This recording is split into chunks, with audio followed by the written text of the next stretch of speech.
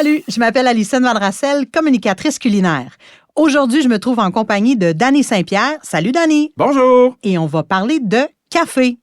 Un latte avoine extra chaud, un cappuccino pour emporter, un filtre corsé noir comme mon âme. Le monde du café a inventé son propre lexique sans même prononcer le mot café. Danny, dirais-tu que c'est un univers qui est aussi riche que celui du vin? Je crois qu'il y a des grands liens à tisser entre les deux mondes. Le café est un univers riche et parfois un peu complexe. Mais peut-on dire latte et on prononce expresso ou espresso?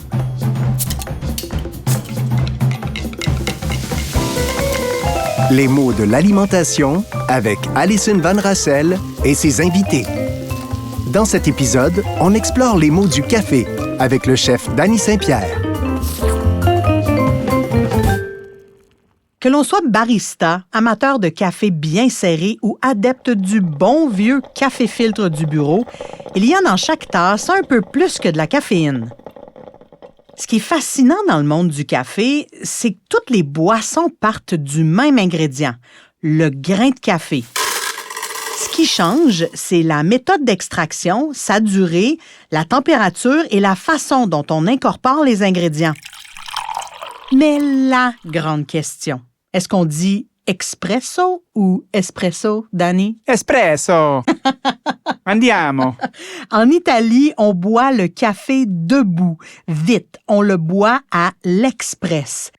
Au Québec, comme en Italie, on emploie davantage espresso, tandis qu'en Europe francophone, on utilise davantage la forme expresso. Les deux formes sont acceptables parce qu'elles désignent une spécialité culinaire associée à l'Italie et qu'elles sont bien établies dans la terminologie spécialisée du domaine. Alors, on va utiliser les deux. L'espresso est un café moulu finement, extrait sous haute pression, environ 9 bars, avec de l'eau chaude en quelques 25 à 30 secondes. C'est un concentré de café d'environ 30 millilitres. Danny, c'est ta boisson préférée. Ah oui, tout à fait. C'est à ce moment que, lorsque le café est fraîchement torréfié, une créma ou crème se forme à la surface. La créma est le signe d'une émulsion entre les matières grasses et le CO2 dans le café.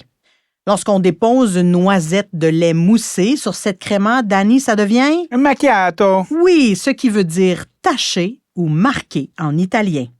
Si on diminue la quantité d'eau de l'espresso, c'est alors un ristretto. On entend aussi l'expression « un café serré » pour décrire un ristretto. C'est un espresso plus court, plus concentré et vraiment plus intense. C'est presque un sirop de café. Oui. Oui? J'en prendrai un autre, s'il vous plaît. Et si on augmente la quantité d'eau de l'espresso, c'est alors un allongé. Et si on ajoute de l'eau chaude sur l'espresso, alors là, c'est un americano. La légende raconte qu'en Italie, durant la Deuxième Guerre mondiale, les soldats américains ajoutaient de l'eau chaude à l'expresso pour obtenir un café moins fort. L'espresso, c'est la base de toutes les boissons à base de lait. Mais à partir de là, les chemins divergent. Les définitions varient entre la Specialty Coffee Association et la tradition italienne.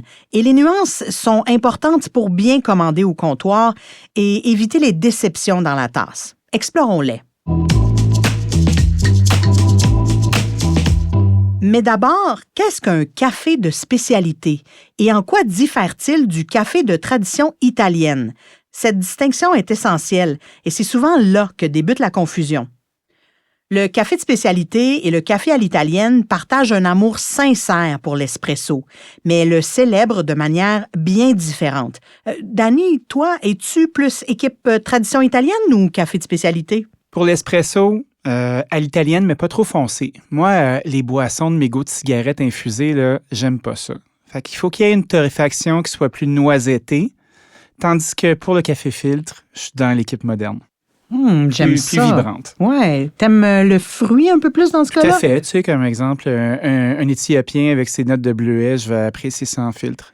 Du côté italien, l'approche est plus standardisée.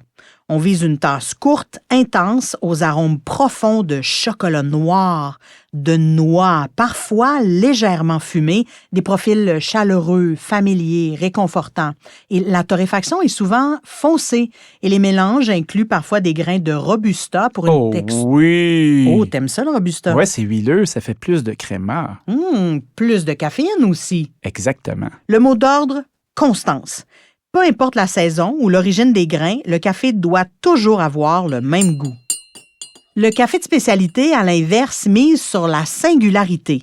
Chaque tasse raconte l'histoire d'une ferme, d'un terroir, d'une variété botanique, d'une fermentation ou d'un séchage précis.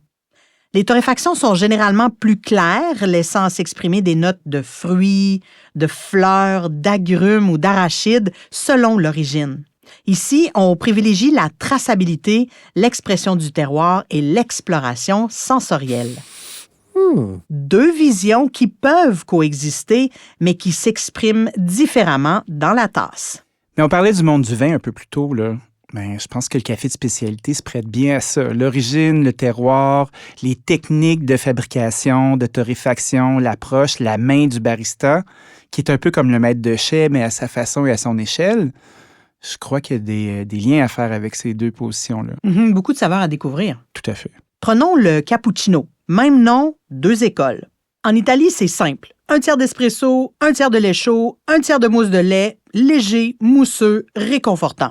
C'est différent dans un café de la troisième vague, un mouvement qui voit le café comme un produit du terroir et où l'on sert du café dit de spécialité. Dani, sais-tu d'où ça vient, cette appellation, la troisième vague? Ben, la première vague était le café filtre comme on le connaît. La deuxième vague, c'est l'arrivée des Italiens puis de l'implantation des cafés bar espresso. La troisième vague, c'est les enfants de cette mouvance-là qui se sont spécialisés pour bien comprendre les terroirs puis les origines. Dans un café de la troisième vague, le lait d'un cappuccino est microtexturé, c'est-à-dire qu'il est chauffé à la vapeur de manière à créer une texture uniforme et soyeuse. Le résultat est une boisson plus dense, sans séparation entre le lait et la mousse, avec un fini onctueux. On retrouve cette même texture dans le latte où une plus grande quantité de lait chaud microtexturé est versée sur un espresso. Parmi les boissons qui gagnent en popularité, le flat white. Sais-tu ce que l'OQLF privilégie comme terme, Dani? Le blanc plat. Voile blanc. Voile blanc? C'est beau, non? Ah, c'est romantique. Oui. Originaire d'Australie et de Nouvelle-Zélande, cette boisson s'apparente à un petit latte, mais avec une quantité équivalente de café et de lait moussé très finement. Sa texture est presque veloutée, plus de caractère et moins de mousse épaisse. Peu importe la méthode d'infusion, plus la torréfaction est foncée, plus le goût tire vers l'amertume. À l'inverse, une torréfaction plus légère fait ressortir la richesse aromatique du terroir dans une tasse.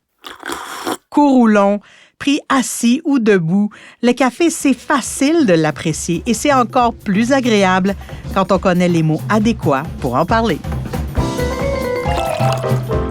Les mots de l'alimentation est une production Coyote Audio, réalisée avec la contribution financière de l'Office québécois de la langue française. Merci à Dany Saint-Pierre pour sa participation à cet épisode. Animation et recherche, Alison Van Rassel. Réalisation, Stéphanie Mignacca. Captation et mixage sonore, Underground. Idée originale, Robert Nadeau et Jacques Labelle. Retrouvez tous les épisodes de cette série sur votre application balado préférée.